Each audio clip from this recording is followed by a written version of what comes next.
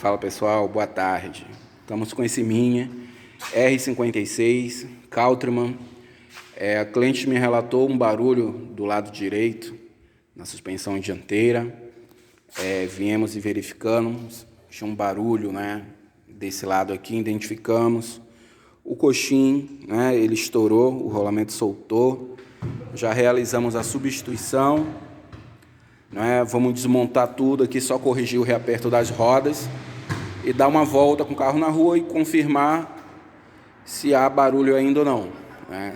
Obtendo êxito na correção, tem mais um carro pronto, mais um cliente satisfeito e mais um Minha rodando na cidade. Valeu, um abraço.